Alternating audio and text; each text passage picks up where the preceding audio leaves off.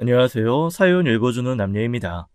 오늘도 와주셔서 감사드리며 오늘의 사연 시작하겠습니다. 안녕하세요.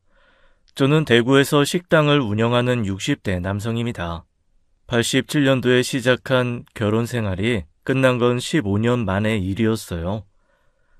그땐 평범한 회사원이었던 저는 퇴근 후 슈퍼에서 아들이 좋아하는 호빵을 사서 집으로 돌아왔죠. 따끈한 호빵을 품에 안고 아들에게 내어주자 아들은 한박 웃음을 띠며 좋아했습니다.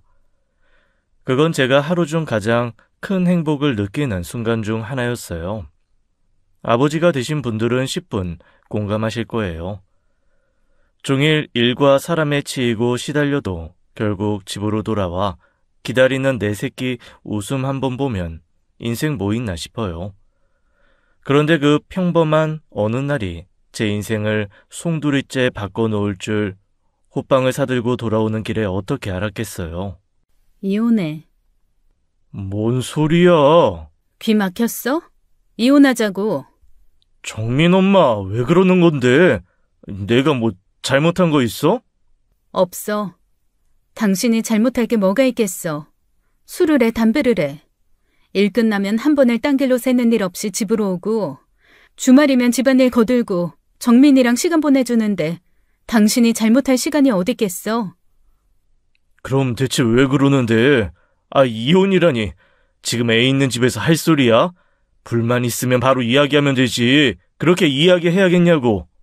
교과서 같은 지루하고 재미없는 당신한테 질려서 못 살겠다고. 당신 옆에 있으면 너무 안정적이라 숨이 막혀. 일생에 어떤 이벤트도 일어나지 않을 것 같아. 설렘도 없고 기대도 심지어 불안조차도 없어. 당신이랑 15년 살아보니 알겠어. 난 이런 삶 원한 적 없어. 가끔은 방향도 틀고 싶고 파도도 만났으면 좋겠고 속도를 올려보기도 하고 변화를 주고 싶다고. 그런데 당신은 늘 똑같은 속도로 똑같은 방향으로만 움직이잖아. 그게 뭐가 어때서? 편안하고 안정적으로 사는 게 얼마나 좋은 건데 대체 그게 뭐가 잘못됐다고 이혼까지 생각한다는 거야? 말했잖아. 당신이 잘못한 거 없다고. 나 나쁜 년인 거 알아. 욕해도 돼. 근데 나 재미없는 인생은 도저히 못 살겠어. 누가 막 날 휘저어줬으면 좋겠고 막 함부로 대해줬으면 좋겠어. 철없는 소린 거 나도 알아. 근데 난 그런 자극이 필요해. 설마 남자 생겼어?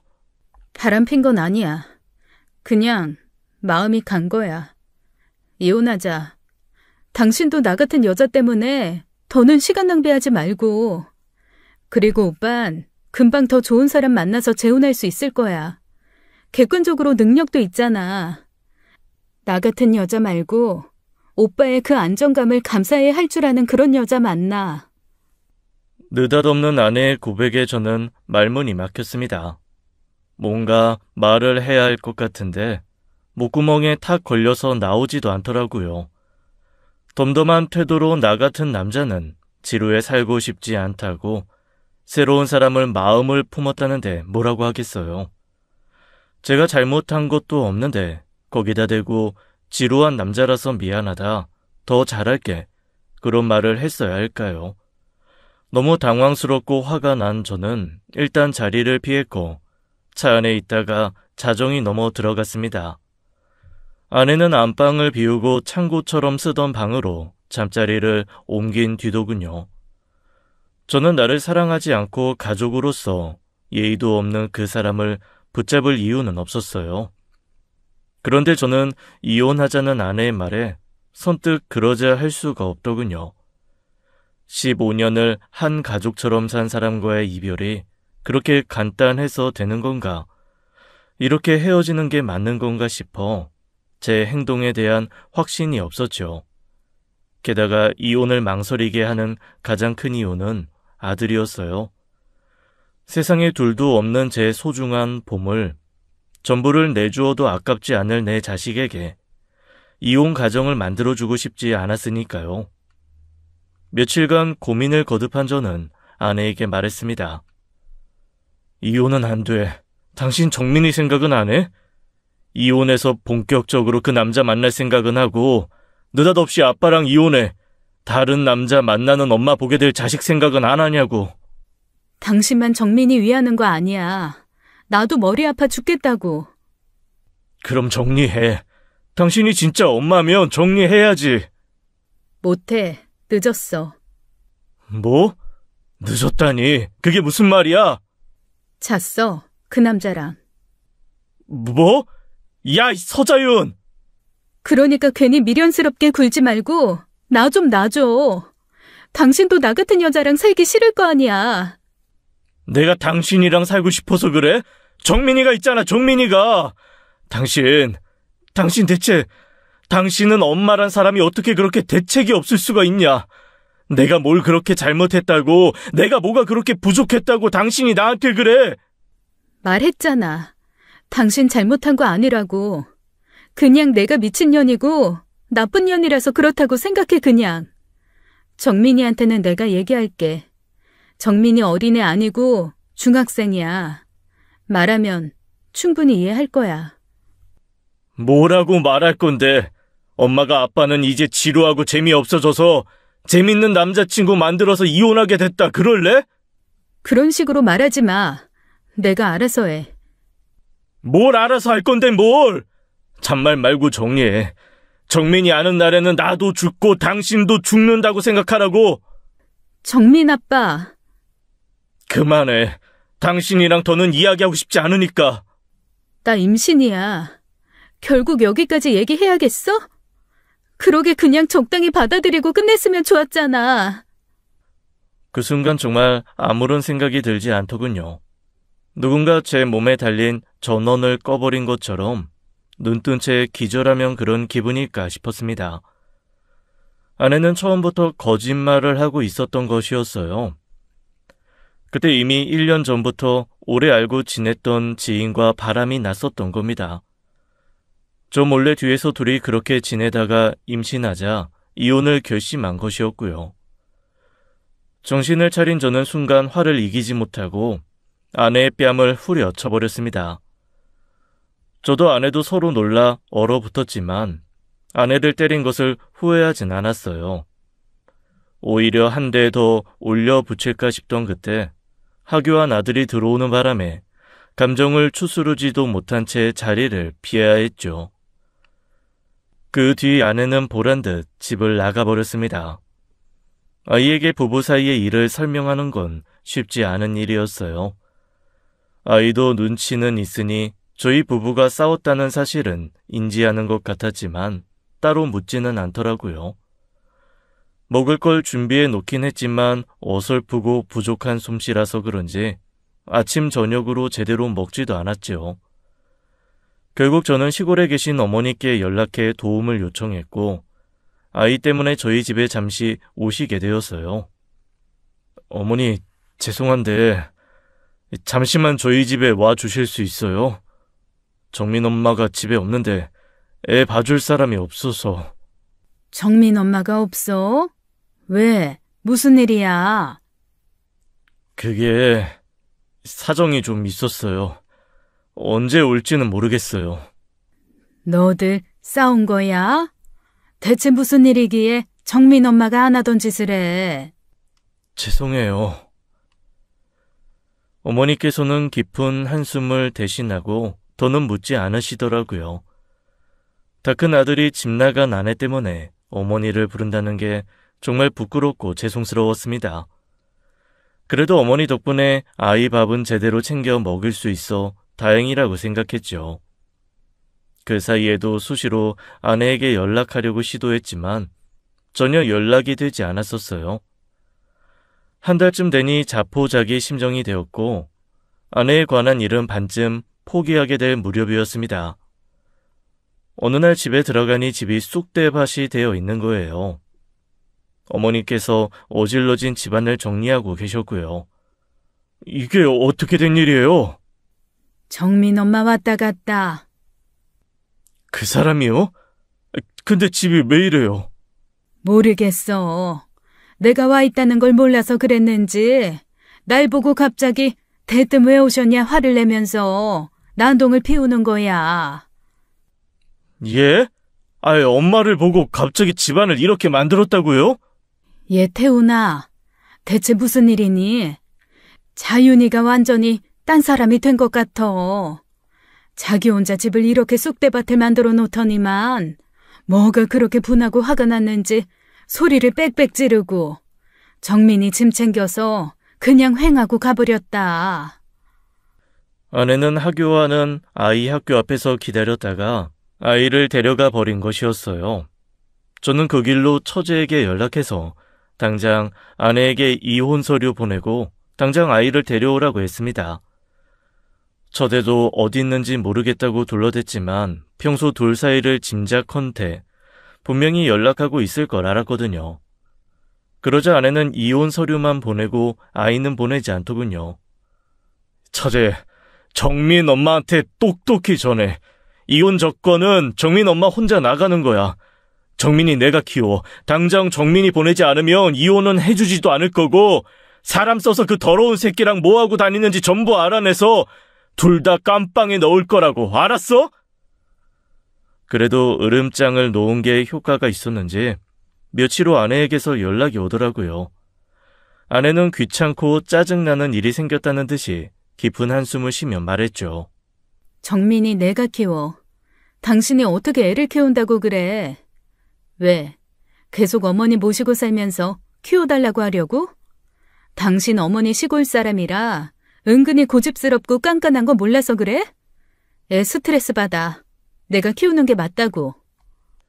웃기는 소리 하지 마. 고집스럽고 깐깐해도 아이 생각해 주시는 우리 어머니 도움 받는 게 낫지.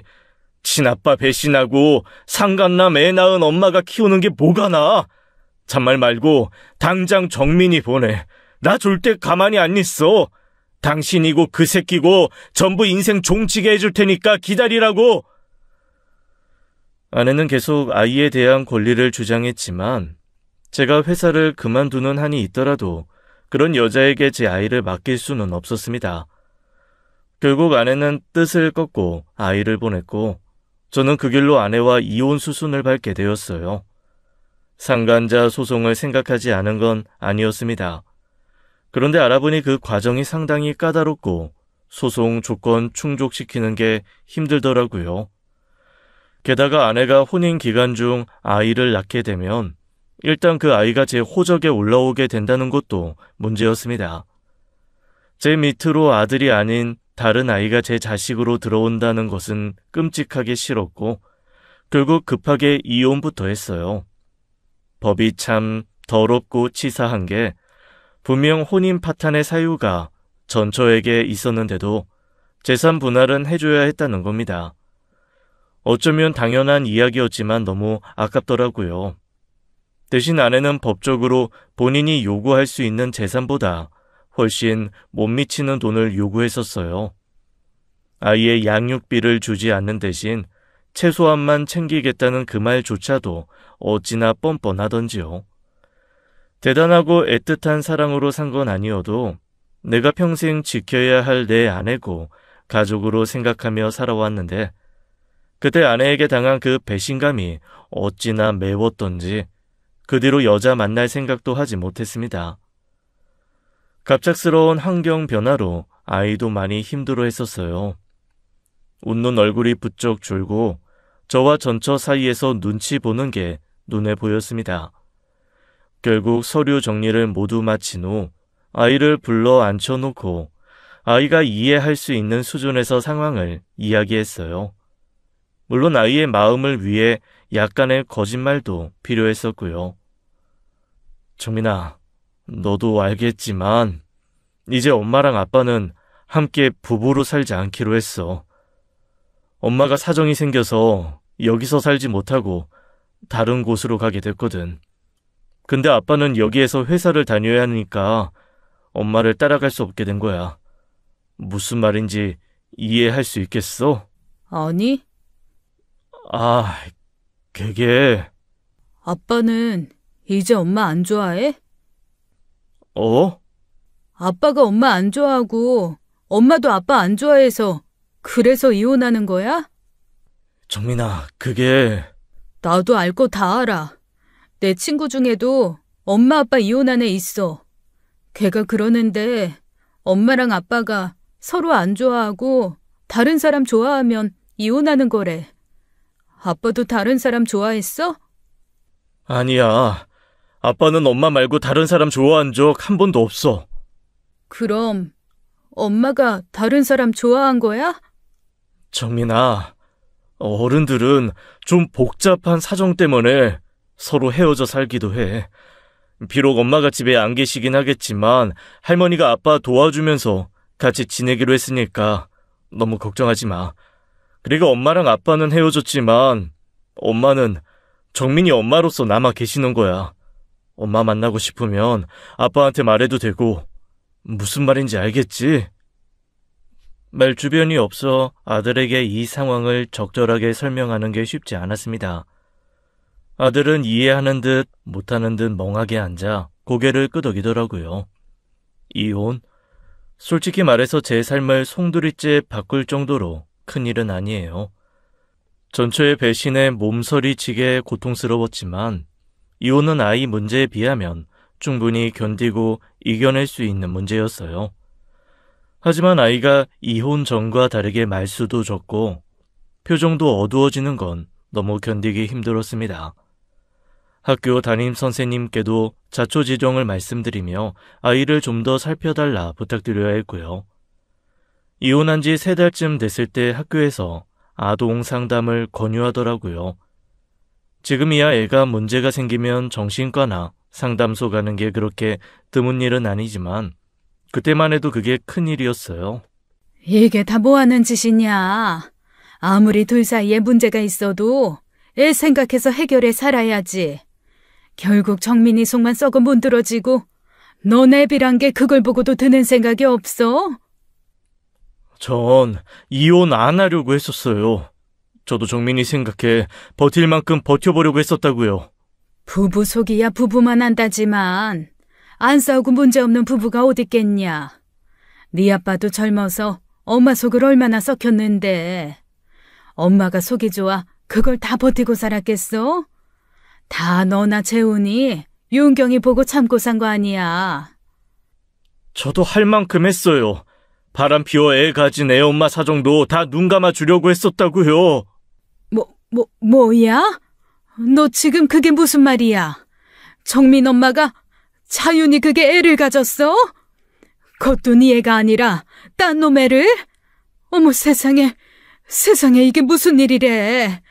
어참 그게 지금 사실이야? 부모님께는 어떻게든 최대한 숨겨보려고 했었습니다. 아들보다 부부 속사정 훤히 다 꿰고 있는 분에게 말씀드려봤자 속만 태울까 싶어서요. 하지만 이래저래 아이 때문에 저도 나약해져 있었고 결국 못 버티고 털어놓을 수밖에 없었죠. 아이 생각해서 참고 살아야 한다는 어머니도 더는 아무 말도 못하시더라고요. 아무리 손주가 중요해도 본인 자식보단 아니라는 것이었죠. 결국 모든 건 시간이 해결해 주었습니다. 당시 우울감이 있었던 아이에게 거의 모든 것을 올인해 살았고 중학생이 된 아이도 차츰 일상으로 돌아가고 있었고요. 엄마가 보고 싶다고 할 때마다 전처에게 연락해 아이를 보냈던 게 인정하고 싶지 않지만 그래도 효과가 있었던 것 같았습니다. 그런데 전처가 다시 아이에 대한 권리를 요구한 건 2년 후의 일이었어요. 정민이, 내가 데려가 키울게. 끊어. 잠깐만. 정민이가 원하는 거야. 정민이가 오고 싶어 했다고. 당신한테 말 없었어? 뭐라고? 정민이가 당신한테 가겠다고 했다고? 말도 안 되는 소리 하지 마. 그럼 당신이 정민이랑 얘기해보던지. 자기도 무슨 생각이 있으니까 갑자기 엄마한테 가고 싶다고 하지 않았겠어? 도저히 믿기지 않았던 저는 아이를 불러 단도직입적으로 물었습니다. 엄마한테 가고 싶냐고요. 가고 싶다면 그 이유가 무엇인지 물었죠. 그러자 아들은 잠시 뜸을 들이더니 그러더군요. 아빠랑 산 만큼 엄마랑도 살아야 공평하잖아. 그리고 할머니 불편해서 엄마한테 가고 싶어. 할머니가 자꾸 엄마 욕하니까. 나중에, 아주 먼 나중에야 안 사실이지만 그건 아들의 진심이 아니었습니다. 양육비를 받을 속셈으로 전처가 아들에게 시킨 것이었어요. 저는 그것도 모르고 어머니를 붙들고 원망했죠. 엄마 자격, 아니 인간 자격도 없는 그 여자 때문에 어머니 가슴에 대못을 박는 줄도 모르고 말이에요. 어머니, 그러니까 제가 애 앞에서 자윤이 욕하지 말라고 했잖아요. 저라고 자윤이가 좋아서 애 보내고 입 닫고 사는 줄 알아요? 아니, 나는 하도 속이 상하니까 그렇게 뻔뻔한 짓을 하고도 밥이 목구멍으로 넘어가나 싶어 분이 나서 그랬지. 너는 이렇게 하루가 다르게 말라가는데. 어머니 때문에 정민이가 간다잖아요. 어머니 불편해서 자기 엄마한테 가겠다잖아요. 이제 어떻게 하실 거예요? 결국 가겠다면 보내야 하는데 어떻게 하실 거냐고요? 그렇게까지 화낼 일도 아니었는데 결국 어머니께 화풀이를 한 것이었어요. 아들이 가겠다고 하면 사실 말릴 수는 없었습니다. 그냥 데리고 살아도 그만이지만 전처 쪽에서 법적 시비를 걸어오게 되면 법원은 아이의 의사를 더 중요하게 생각할 테니까요. 게다가 전처는 당시 가졌던 상간남의 자식을 유산에 낳지 못한 상황이었어요. 무슨 일인지 모르겠지만 계속 만나기는 하는 것 같은데 같이 사는 건 아닌 것 같았고요. 그 일로 어머니는 다시 시골로 돌아가셨고 저는 아이를 보내고 홀로 쓸쓸히 살아야 했죠.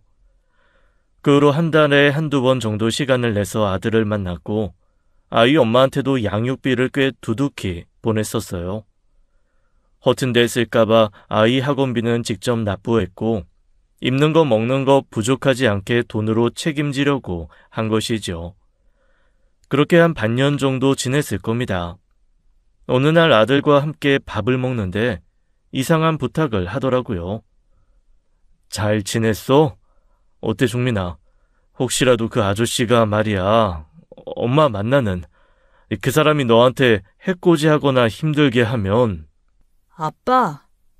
어? 나 부탁이 있는데 들어줄 수 있어?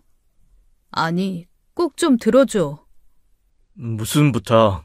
뭐든 말해. 아빠가 다 들어줄게. 엄마한테 나 때문에 보내는 돈 있잖아. 양육비? 아, 왜? 엄마가 부족하대? 너한테 더 필요하다고 이야기하래? 그게 아니라 안 보냈으면 좋겠어서. 안 보냈으면 좋겠다니 그게 무슨 말이야? 엄마한테 돈 보내지 말라고? 응. 학원비도 내지 말고 엄마한테 따로 돈도 보내지 마. 부탁할게. 그게 갑자기 무슨 말이야? 너한테 필요한 돈이니까 당연히 아빠가 써야지. 엄마 마트에서 일하는 돈으로는 생활비로도 턱도 없을 텐데. 아빠가 더는 나 때문에 돈 안 썼으면 좋겠어. 저금을 하던지 아빠 취미생활에 쓰던지 이제 아빠한테만 써. 나한테 쓰지 말고. 내가 아빠랑 살 때 엄마도 따로 양육비 안 보낸 거 알아. 아빠도 보낼 필요 없잖아. 그거야. 아빠는 꾸준한 벌이가 있는 거고 엄마는 그게 안 됐었으니까. 정민아, 갑자기 왜 그래? 무슨 일 있어? 엄마랑 싸운 거야? 오늘 그냥 아빠 집에 가서 잘래? 걱정스럽게 묻는 제 말에 아들은 고개를 내저었고 당분간 시험 기간 때문에 보기 힘들 것 같다며 자리를 떴어요. 그건 확실히 이전의 아들의 모습과는 다른 모습이었죠. 전처에게 연락해 물었더니 무슨 말인지 모르겠다고 시치미를 떼더라고요. 그런데 며칠 후 다시 제게 연락해 양육비를 보내지 말라는 겁니다. 학원도 다른 곳으로 옮길 테니 학원비도 결제하지 말라고 하고요. 무슨 일이 있어도 있다고 생각했는데 전처도 아들도 입을 꾹 다물어 버리니 답답하기만 했죠. 그렇게 여유 있는 사람이 아닌데 갑자기 어디서 돈벼락이라도 맞았나 그쪽으로만 생각했어요. 아들의 그 부탁에 엄청난 진실이 숨겨져 있는 줄은 꿈에도 모르고 말입니다. 그 후로 아들 만나는 횟수도 엄청나게 줄어서 서너 달에 한 번씩 만나곤 했었어요. 이혼 이후 저의 삶의 목적은 오로지 아들밖에 없던 저에겐 그게 못 견디게 힘든 일이었습니다. 시간이 안 맞을 때는 잠깐 얼굴이라도 보려고 아들 학교로 찾아가 아들을 만나던 날도 있었어요.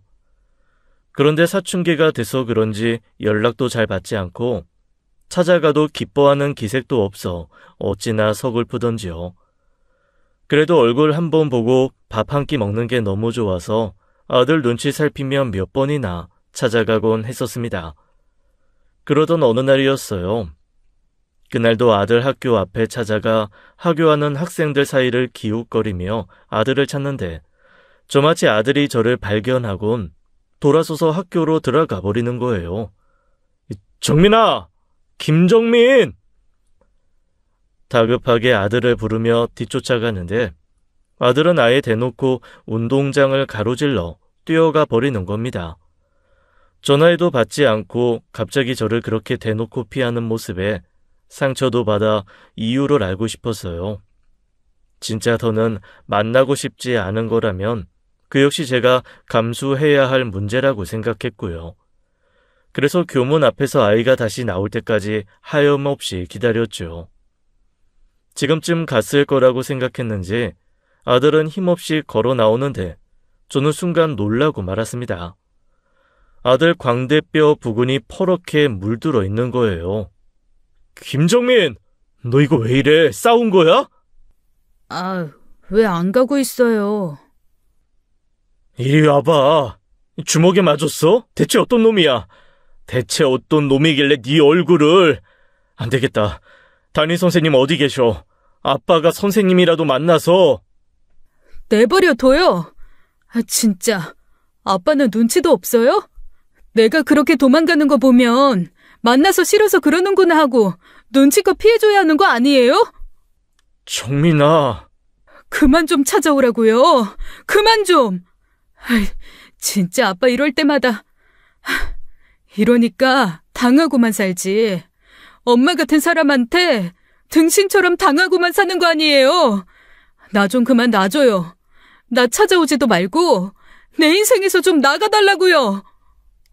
아들은 상상도 할 수 없는 독한 말로 제게 상처를 주려고 하더군요. 그런데 저는 그 말에 생채기도 나지 않았어요. 그 말이 정반대로 들렸거든요. 더 찾아와 달라, 너무 힘들다, 도와달라 하고요. 무슨 일인지 모르겠지만 고등학생이 된 아들이 눈물까지 보이며 절 지나치는데 차마 잡을 순 없었습니다. 그래서 전처에게 연락해 물었죠. 정민이 무슨 일 있어? 얼굴에 멍은 뭐야? 신경 꺼. 정민이 일인데 신경 끄라는 게 말이 돼? 나 정민이 아빠야. 이혼했다고 남편 역할 끝났듯이 애 아빠 역할도 끝난 줄 알아? 어차피 양육비도 안 보내면서 뭘 그래? 당신이 참견할 일 아니니까 신경 끄라고 하는 거야. 정민이 일은 내가 알아서 해. 당신이 보내지 말라면서. 그리고 내가 아예 안 보냈어? 애한테 필요하다고 500만 원 빌려간 거 아직 갚지도 않았잖아. 그리고 알아서 하는 게 그 모양이야? 정민이 저런 애 아니었어. 얼마나 웃기도 잘 웃고 하고 싶은 것도 많았던 앤데 요즘 볼 때마다 생기도 없고 마치...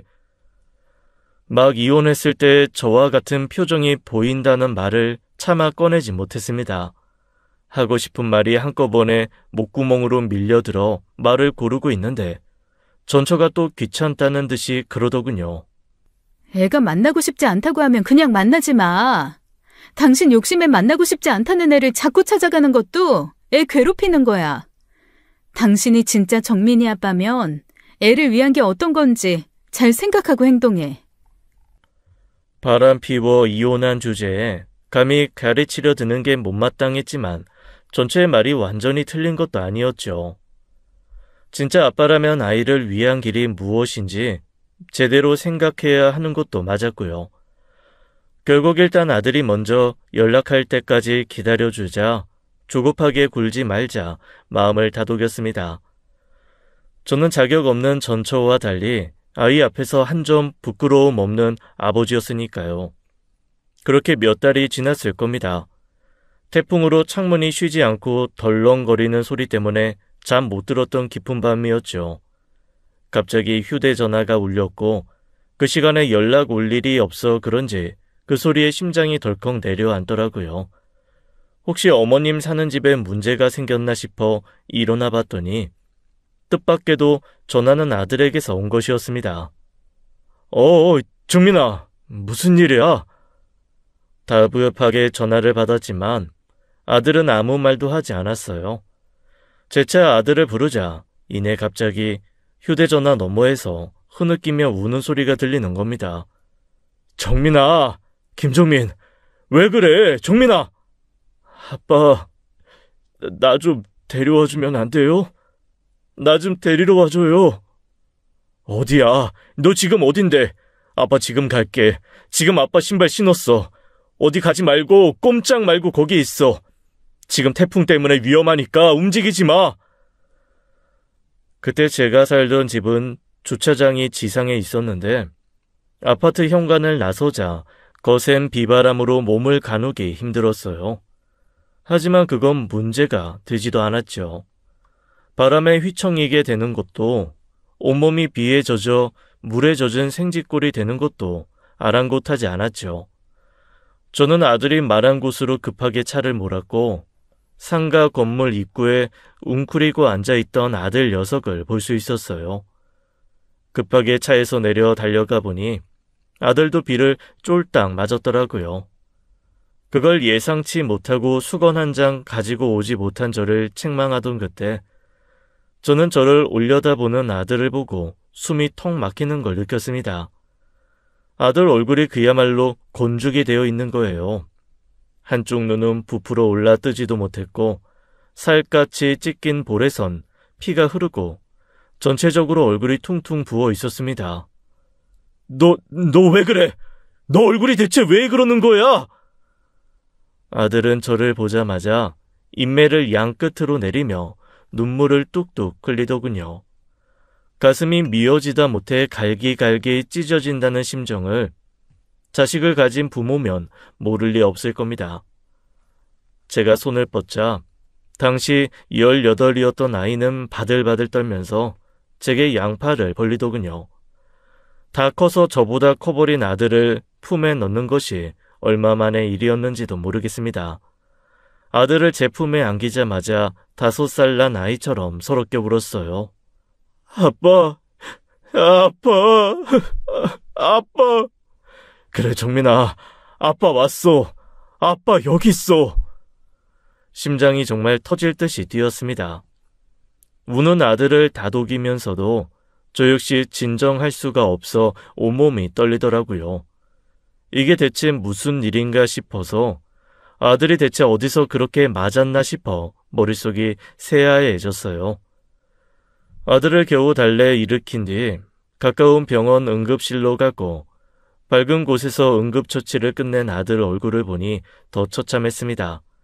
급하게 한 각종 검사 결과 경미한 뇌출혈이 있어 며칠간 안정이 필요하다고 하더군요. 결과를 듣자 정신이 번쩍 들면서 화가 났습니다. 정민아, 누가 그런 거야? 대체 누가 너 이렇게 했어? 하지만 아들은 선뜻 대답을 하지 못했습니다. 저는 진실을 알기 위해 아들을 다그쳐야 했어요. 너 지금 솔직하게 말하지 못하면 일 더 커지는 거야. 지금 의사 선생님이 아빠 의심하고 있어. 경찰 불러야겠다고 하는데 아빠 가서 조사 받아도 돼? 너 이렇게 만든 거 보면 친구도 아니야. 그런 친구 감싸줄 필요 없다고. 아빠가 꼭 지켜줄게. 아무 문제 없도록 도와줄 테니까 어서 말해. 아니 그게... 아들은 말하기 힘들다는 듯 인매에 힘을 주며 불안해하는 모습을 보이더라고요. 하지만 반드시 진실을 알아야 했습니다. 결국 아들은 무거운 입을 열게 되었고 아들이 전한 그 한마디에 저는 눈앞이 까매지는 것 같았어요. 아저씨한테 맞았어. 아저씨? 아저씨라니. 설마 엄마 만나는 그 사람? 지금 같이 살아. 아들은 또 서름이 밀려 올라왔는지 목소리가 떨리더군요. 완전히 겁에 질려 눈동자를 쉬지 않고 움직이는 모습에 겁이 날 정도였습니다. 아이가 이상했어요. 갑자기 또 온몸을 바들바들 떨면서 눈물을 뚝뚝 흘리는데 이거 보통 문제가 아니구나 했죠. 곁에서 듣고 있던 의사는 제게 넌지시 경찰에 연락하겠다고 동의를 구했고 저도 고개를 끄덕였습니다. 그리고 간호사의 빠른 조치로 천천히 진정하기 시작했고요. 그 뒤로는 뭔가 아주 바쁘고 정신없이 지나갔어요. 경찰이 와서 조사를 시작했고 아들은 힘들게 경찰이 묻는 질문에 대답을 했죠. 제가 끼어들어 뭔가 이야기할 거리는 많지 않았습니다. 아들이 어떻게 살고 있었는지 제대로 알고 있지 못했으니까요. 알고 보니 1년 전부터 그 남자는 본격적으로 그 집에 들어와 살고 있었더라고요.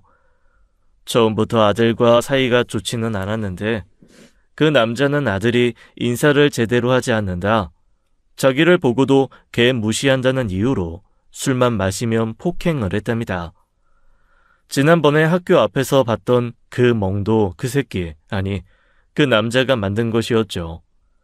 이번 폭행은 지난번보다 더 심했는데 그 이유는 너무 황당하고 어이없는 것이었어요. 아빠라고 안 불러서, 아빠라고 부르라고 했는데 안 불러서 마셨어요. 정민아, 그러면 아빠 집에 갈래? 엄마한테는 아빠가 연락할게. 그런데 아들은 바로 대답하지 않고 저를 바라보더라고요. 당연히 그렇게 하겠다고 할 줄 알았는데 아들이 다소 망설이는 모습에 경찰도 의아하게 생각하고요. 정민아, 왜 그래? 아빠 집에 가면 안 될 것 같아? 엄마 때문에? 그게 아니라 내가 가도 돼요? 당연하지. 아빠 집 아니면 네가 갈 곳이 어딨어? 아들은 그제야 제 집으로 가고 싶다고 했고 경찰은 몇 가지 질문 끝에 아이를 제게 맡겼습니다. 차에서도 넋을 놓고 앉아만 있더니 집에 와서는 마침 아들 주려고 사둔 추리닝으로 갈아입더니 그대로 골아 떨어지더라고요. 그리고 다음 날 아들이 제게 오는 걸 망설였던 이유를 알게 되었습니다. 경찰 왔다가 갔어. 이따가 정민이 데리러 갈게. 오지 마, 어디로 와. 당신 정민이 볼 생각도 하지 마. 내가 지금 얼마나 참고 있는 줄 알아? 그 자식 폭행으로 깜빵 집어넣을 테니까 그렇게 알아. 정민이한테 못 들었나 보네. 뭐? 여기서 더 듣고 말고 할 게 어딨어? 들을 필요도 없이 당장. 정민이 당신 자식 아니야. 내가 당신이랑 그 자식 전부... 뭐? 정민이 당신 자식 아니라고. 그러니까 당신 정민이한테 그렇게 할 필요 없어. 당신 아들 아니니까. 그날 제 세상은 송두리째 뽑힌 겁니다. 전처는 처음부터 알고 있었어요. 그때 살고 있던 그 상간남이 실은 당시 만났던 그 남자였던 겁니다. 저와 연애할 때 양다리를 걸치고 있었고 그 관계를 결혼하고도 정리하지 못하고 한동안 만났대요. 그러다가 그 남자가 다른 여자와 눈이 맞는 바람에 아이 2살 때쯤 헤어지게 됐는데 오랫동안 연락하지 않고 살다가 아이가 초등학교 6학년 때쯤 다시 연락이 닿아 불이 붙은 것이었죠. 그 남자 역시 아들이 자기 자식이라는 걸 모르고 살다가 최근 전처가 양육비로 힘들어지면서 그 사실을 털어놨다더라고요. 당신 아이니까 책임져라. 그렇게요. 그런데 더 기가 막힌 사실은 그 사실을 저나 그 남자보다 아들이 먼저 알았던 겁니다. 전처가 전 처제에게 그 사실을 이야기하는 전화통화 내용을 아들이 듣게 돼버린 거예요. 아들은 그 사실을 밝히며 제게 양심 운운하며 양육비를 받지 못하게 한 것이었고요. 계속해서 양육비를 받으면 제게 그 사실을 알리겠다고 협박까지 하면서요. 아들은 친자식도 아닌 자기 때문에 마음 쓰고 몸을 쓰는 제게 죄책감을 느낀 겁니다. 제게 가장 미안해할 전처의 짐까지 아들이 다 짊어진 거였어요. 전처와 전화 통화를 하는 동안 아들은 거실에 있었습니다. 아마 다 들었을 거예요. 제가 나오자 제 눈치를 살피더군요. 저는 그때 알았어요. 친자식이 아니라고 한들 내가 그 아이를 어떻게 내 자식이 아니라고 할 수 있겠습니까? 전처 뱃속에 있었을 때부터 내 아이라고 소중해 맞이 않았던 나의 작고 소중한 내 아들인걸요. 태어난 순간, 첫 걸음마를 떼던 순간에도 제가 곁에 있었고 아빠라는 사랑스러운 목소리를 처음 들은 것도 저고요. 먹고 싶은 거 있어? 피자 먹을래? 정민이 너 좋아하는 불고기 피자 먹을래? 아빠, 너 이제 다 커서 한 판 가지고 우리 둘이 나눠 먹기 좀 힘들겠다. 아빠가 2판 시킬게. 불고기 피자랑 콤비네이션 피자 그거면 되지. 잠깐만, 피자집 전화번호가... 아빠, 죄송해요. 어? 죄송해요. 너무 죄송해요. 뭐가 죄송해.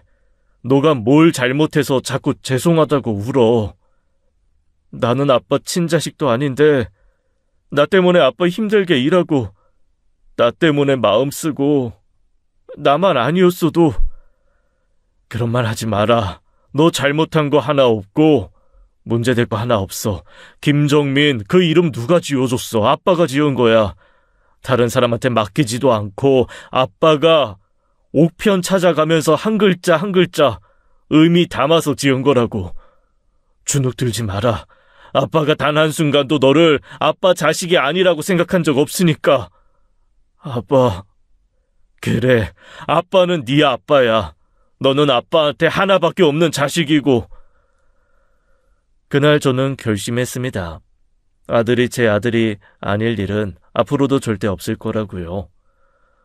누구 피가 들었는지, 내 피를 이었는지 아니었는지 같은 건 중요하지 않았어요. 눈에 보이지 않는 그 사실보다 이미 10수년을 부자간의 정을 쌓았던 그 시간이 더 소중했으니까요. 물론 전처는 받아들이지 않았습니다. 참 웃기더라고요. 모성애가 있는 것 같지는 않은데 자꾸 아들에 대한 권리를 내세우며 자기가 키우겠다고 하는 게요. 대체 왜 그렇게 쓸데없는 고집을 부리는 건데? 2번, 3번 말해야겠어? 정민이 당신 자식 아니라고. 김정민 아니고 조정민이라고. 개소리 집어치우고 그 자식한테 똑똑히 전해. 콩밥 먹을 준비하라고. 당신도 나한테 전화해서 개소리 짓거릴 시간 있으면 그 자식 옥바라지 할 준비나 해. 어차피 제대로 양육할 수 있는 돈도 부족했고 그 자식도 제 자식으로 인정하지 못하는 것 같던데 말입니다. 저는 법적으로 아들의 아버지의 권리를 내세워 그 자식을 아동학대로 고소했고 그 자식은 친권을 되찾겠다고 유전자 검사를 시도하려고 했어요. 그런데 유전자 검사 비용이 만만치 않기도 했지만 저 아들은 그 자식의 친자 확인에 협조하지 않았습니다. 법적 보호자라는 게 그 권한이 생각보다 세더라고요. 전처와 이혼으로 재산 분할을 할 때까지만 해도 거지 같은 법이 다 있다고 속상했는데 그때만큼 법이 제 든든한 뒷배가 되어준 적이 없었죠. 그때 전처와 그 자식이 왜 그렇게 아들에 대한 친권을 가져오려고 했는지는 나중에 알게 되었죠. 어쨌거나 그때 그 남자는 징역 1년 6개월에 집행유예를 받았습니다. 그리고 한동안 연락도 끊고 살았었어요. 아들을 위해 다니던 회사도 그만두고 아는 사람이라곤 어린 시절 친구 하나밖에 없는 대구에서 자리를 잡았습니다. 학교도 전학시키고 저는 친구와 식당을 차렸습니다. 젊은 사람들이 많이 오고 가는 상권에 차린 막창 식당이 생각보다 호황이라 한때는 회사 다닐 때보다 더 많이 벌었죠. 물 들어올 때 노 젓는다고 그때 정말 미친 듯이 돈만 벌었던 것 같아요. 하루도 쉬지 않고 일만 하며 돈을 쓸어 모았고 그건 모두 아들에게 보탬이 되기 위함이었습니다. 아들 역시 공부를 정말 열심히 했었어요. 지금 생각하면 저한테 보답할 수 있는 방법이 공부밖에 없다고 생각한 것 같습니다. 그런데 수능 점수가 원하는 만큼 안 나왔는지 제게 어렵게 또 부탁을 하더라고요. 아빠, 저 부탁드릴 게 있는데요. 뭔데? 말해. 1년만 재수하면 안 될까요? 가고 싶었던 과가 있었는데 점수가 안 돼서 1년만 더 공부하고 싶어요. 그래? 힘들지 않겠어? 재수도 보통 힘든 일이 아니라던데. 해볼게요. 해보고 싶어요. 그래야 나중에 후회가 없을 것 같아서. 그리고 잘할 자신 있어요. 아들이 그렇게 이야기하니 저도 반대할 수 없었습니다. 돈은 전혀 문제가 되지 않았었어요. 오로지 남들은 수능 끝났다고 민증 가지고 술 마시러 오는 그 시기에 다시 수험 준비를 하겠다는 것이 안쓰러웠을 뿐이었죠. 그때까지만 해도 저는 아들이 어디에 가고 싶어 그러는지 잘 알지 못했습니다. 그만한 욕심을 보인 적도 없었고 물어도 별거 아니라고 웃으며 넘기기에 그냥 믿고 맡긴 거였어요. 그런데 정확히 1년 뒤 제가 보여준 건 의대 합격증이었어요. 아니, 너 어떻게... 제가 할 수 있을 것 같다고 했잖아요. 이게 다 아빠 덕분이에요. 감사합니다. 비록 우리나라의 최고 대학의 의대는 아니었지만 지방 의대라고 아무나 가나요. 저는 그날 하루 모든 손님에게 막창 1인분과 소주 한 병을 서비스로 내주었습니다. 그냥 바라만 보고 있어도 뿌듯한 존재라지만 자식이 이쁜 짓을 하니 정말 살만 나더라고요. 늘 입이 귀에 걸렸다고 해서 단골 손님들은 저보고 싱글벙글 사장이라고 하기도 했었어요. 아들은 대학 생활을 시작했고 군입대, 제대, 그리고 다시 복학까지 순조롭게 계단을 밟아갔습니다. 저는 그저 아들이 무슨 일을 하든 제대로 서포트해 줄 수 있도록 받쳐주는 역할을 하면 그만이었죠. 돈을 열심히 벌어 차곡차곡 쌓여가는 통장과 2층짜리 상가 건물을 계약했을 땐 그렇게 든든하더라고요. 남부러울 것 없는 결혼까지 시키면 이제 바랄 것도 없겠다 싶던 어느 날이었습니다. 여느 날과 다를 것 없이 손님을 상대하던 중 누군가가 저를 찾아온 거예요. 정민 아빠. 어서 오세요. 전처 뒤로 그 상간나무로 보이는 남자가 서 있었는데 그 남자는 못마땅한 얼굴로 저를 본체만 채 서 있더군요. 전처는 그 사이 많이 늙었고 어쩐지 인상도 많이 달라져 있었습니다. 앉으라는 말도 하지 않았는데 손님상을 하나씩 차지하고 앉더라고요. 뭐 하는 짓이야? 남의 장삿집에 당장 나가. 당신한테 팔 거 없으니까. 부탁이 있어. 정민이 좀 만나게 해줘. 참 양심도 없다. 당신이 뭔데 정민이를 찾아? 당신이 진짜 정민이 엄마면 그냥 쥐 죽은 듯 없는 듯이 살아. 엄마라는 사람이 아직도 저런 걸 달고. 에휴. 본인이 정말 모성애가 있는 엄마라면 자기 자식 폭행한 그 남자와 그때까지 살고 있을 리가 없었어요. 아들의 친부고 뭐고 자격이 없는 인간 말종과 함께 사는 걸 보니 그 여자 수준도 알만하더군요. 그런데 전처가 뜻밖의 이야기를 꺼내며 기어이 제 뚜껑을 열리게 하는 거예요. 저 사람이 몸이 좀 안 좋아. 간경화가 많이 진행됐대. 젊었을 때부터 간이 별로 좋지 않았는데. 그래서? 그게 사람은 살려야 하잖아. 당신 지금 무슨 말을 하는 거야? 정민 아빠. 그때였습니다. 거리를 두고 앉아 듣고만 있던 남자가 갑자기 일어서서 짜증스럽게 묻는 거예요. 묻는 말에나 대답해요. 정민이 그거 어디 있습니까? 내가 지금 당장 정민이 만나서 할 이야기가 있는데 당신이 뭔데 정민이를 만나? 할 이야기 있으면 나한테 해. 이래서 사람이 가만히 있으면 가만히인 줄 안다고. 이봐요. 나 정민이 친부야. 못 들었어? 나 지금 상태가 많이 안 좋거든. 당신 이렇게 상대할 시간도 없다고. 내가 내 아들한테 기니 할 부탁이 있어 그렇다는데 잔말 말고 협조 좀 하시지. 그러니까 무슨 부탁? 간이식이 필요해서 정민이한테. 저는 그 순간 바로 전처의 뺨을 후려쳤습니다.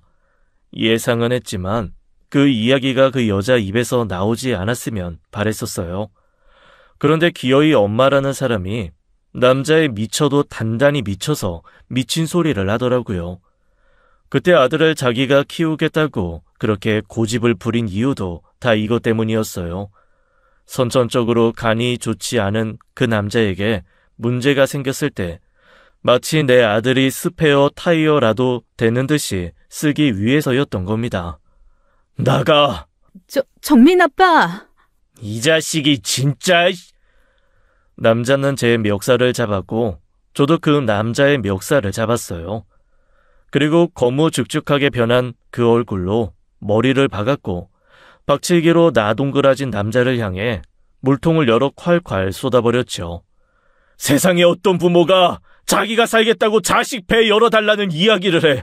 세상에 어떤 부모가. 서자윤, 당신이 그러고도 엄마냐? 저 새끼야 인간 말종의 쓰레기라고 하지만 그래도 난 당신이 그 정도일 줄은 몰랐다.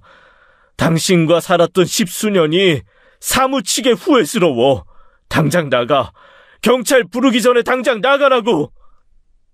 그제야 그 두 년놈은 주변의 따가운 시선을 받으며 가게를 나갔습니다.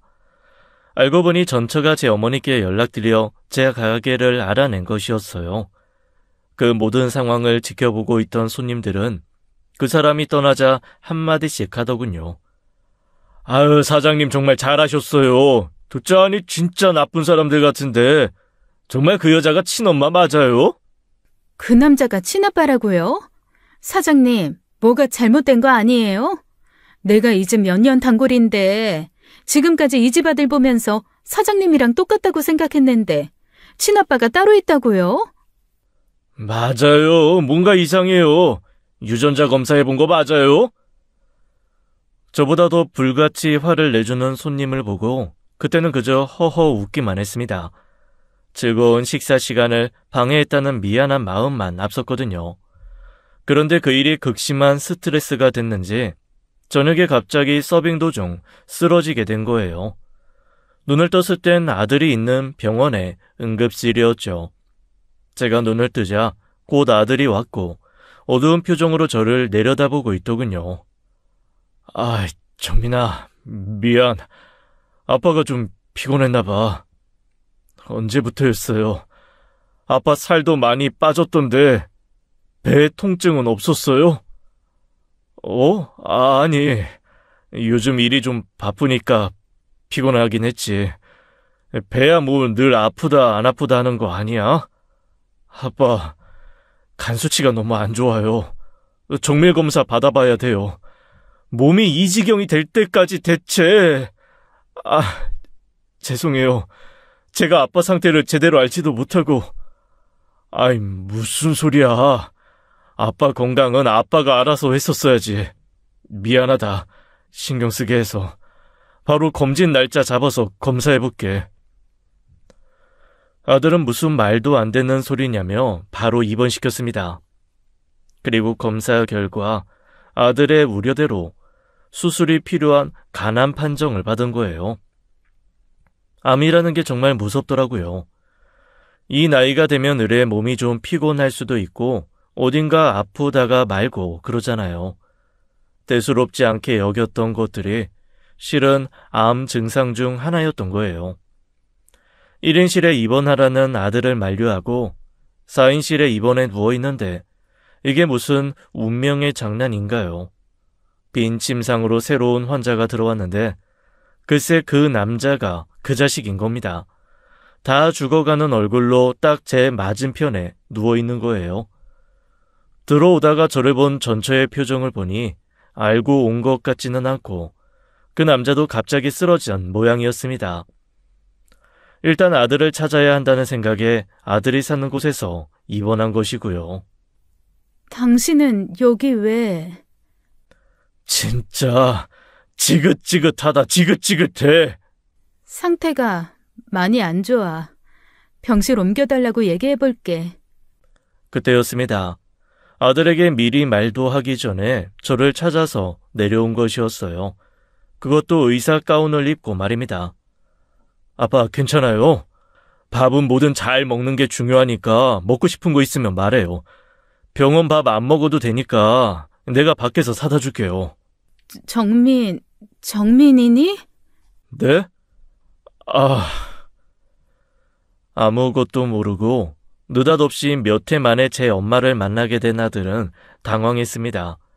거기다 맞은편 침대에는 자기를 비오는 날 먼지 나도록 두드려 팬 남자가 있었으니 그 당황스러움은 배가 됐겠죠. 전처도 그 남자도 의사 가운을 입은 아들을 본 순간 마치 구세주라도 만난 것 같은 표정이더군요. 어찌나 보기 싫던지 그냥 눈을 질끈 감아버렸어요. 정민아, 너 여기서 일하는 거야? 너 의사 됐어? 근데 왜 엄마한테 연락도 안 하고? 엄마가 너 밥이라도 사줬을 텐데. 그래, 정민아. 말이라도 했으면 이 아버지가 뭐라도 챙겨줬을 거 아니야. 뭐 내가 엄마 아니면 밥 못 먹고 다닐까봐? 걱정하지 마. 아빠가 먹고 토하고도 남을 만큼 잘 챙겨줬으니까. 그렇겠지, 정민아. 이 사람이 오늘 입원하게 됐는데 간 문제로 좀 골치가 아파. 너가 좀 들여다봐줘라. 그냥 다른 선생님 말고 너가 봐주면 안 돼? 어쩌지? 난 그쪽 담당이 아닌데. 아빠, 병실 옮겨달라고 이야기할 테니까 기다려요. 그러게 내가 1인실로 가라고 했잖아요. 1인실? 아이, 잠깐만, 정민아. 나도 다른 사람이랑 같이 쓰는 거 불편하다. 1인실로 옮겨줘. 가고 싶으면 정식으로 가서 이야기하세요. 자리가 있는지 없는지는 모르겠지만. 뭐? 야! 내가 그래서 너한테 이야기하는 거 아니야. 너 다른 사람들은 아냐? 친아버지가 따로 있는 거 다 알아? 너 의사 됐다고 해서 뭐 인생이 다 끝난 것 같아? 사람은 사람이 돼야지. 세상 구경하게 해준 지아버지 외면하고 지 잘난 맛에 사는 거 그거 말도 안 되는 거거든. 왜 자꾸 친아버지 행세하는지 이해가 안 되는데 아저씨 입 다물고 가만히 있어요. 그쪽이 죽든 말든 병에 걸려 고통스러워하든 말든 나랑 상관없으니까. 정민아, 네 마음 알아. 이게 다 엄마 때문이야. 엄마가 처음부터 솔직하게 얘기만 했어도 아저씨가 그때 그러지 않았을 텐데 아저씨도 속상해서 그런 거지 뭐. 그래, 엄마는 그랬지. 내가 아빠 아들이어야 양육비 받아 먹을 수 있으니까 모두를 속였다가 내가 알게 되니까 쓸모없다고 생각해서 그제야 저 사람한테 친아빠라고 하고. 근데요, 아저씨도 속은 거예요. 내가 진짜 아저씨 아들 같아요? 뭐? 그게 무슨 말이야? 정민아, 너가 아빠랑 애틋한 건 알겠는데 사실은 사실이야. 엄마가 분명히. 나 저 사람 친자 아니야. 내 친아빠. 여기 있는 이 아빠 맞아. 그게 무슨... 할머니한테 연락 받았었어요. 엄마가 며칠 전에 할머니한테 연락했다며. 근데 할머니는 아무리 생각해도 내가 아빠 자식이 맞는 것 같다고. 나도 아무리 생각해도 아빠가 내 아빠 맞는 것 같았거든. 엄마가 자꾸 아니라고 하니까 그런 줄 알았는데 나는 아무래도 아닌 것 같아서 검사해봤어. 그때까지만 해도 유전자 검사라는 게 그렇게 일반적이지 않았었습니다. 가격도 가격이지만 사실 의미가 없다고 생각했었어요. 전처가 당시 하는 행동을 보면 거짓말이라고 생각지도 못했고 그런 거짓말을 할 이유가 없잖아요. 그러니까 굳이 잘 알지도 못하는 유전자 검사를 하면서까지 친자를 확인할 생각은 못했던 것이었고 그때는 아들의 친권을 뺏길까봐 일부러 하지도 못했던 거였거든요. 그런데 알고 보니 그 모든 게 전처의 착각이었던 겁니다. 자기가 임신 시기상 제가 아닌 그 남자를 만나 가진 아들이라고 생각했던 거였어요. 그렇게 생각하고 봐서 그런지 자라는 동안 아들의 얼굴에서도 자꾸 상간남을 떠올렸던 것이었고요. 믿기지 않는다는 말에 아들은 직접 자기 머리카락이라도 뽑아가서 검사하라고 당당한 태도로 굴더군요. 그리고 엄마, 행여 진짜 저 아저씨 아들이라도 말이야. 그래도 나보고 저 아저씨 살려달라고 하면 안 되지 않아? 정민아. 기대도 없었지만 솔직히 좀 슬프네. 엄마 밑바닥까지 봐버린 것 같아서. 다른 병원 알아봐. 난 여기서 더 도울 것도 도와주고 싶은 마음도 없으니까. 정민아, 그러지 말고. 야, 김정민! 야! 그 뒤로 저는 바로 1인실로 옮겨졌고 믿기지 않는 사실에 재차 물었어요. 진짜 유전자 검사한 게 맞냐고요. 거짓말이야. 바빠서 아빠 만날 시간도 없었는데 내가 무슨 수로 그 사이에 검사를 했겠어. 근데 아빠, 아마 검사 안 해도 될 거야. 나도 할머니 말이 맞다고 생각해. 누가 봐도 부자 사이 아니야? 할머니가 그러더라. 아빠한테도 어렸을 때부터 머리에 엄지손톱만한 점이 있었대. 근데 내 머리에도 있거든. 할머니가 그 이야기를 하는 거야. 나한테도 똑같은 위치에 점이 있더라고. 그랬어?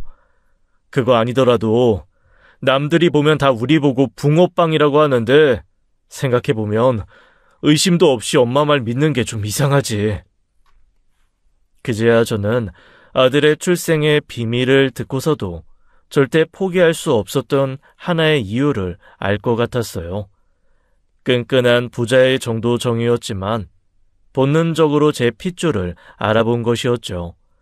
진짜 유전자 검사를 할 생각은 없었는데 전처가 원해서 했습니다. 도저히 믿기 힘들었던 모양이었어요. 덕분에 저희 부자는 틀림없는 친자 관계라는 걸 입증받을 수 있었고 속이 다 후련하더군요. 저의 아들이 친자든 아니든 상관없었지만 아들이 쓸데없는 죄책감을 가지고 사는 게 미안하던 차였거든요. 그리고 나서 몇 달 뒤 그 남자의 부고 소식이 들렸습니다.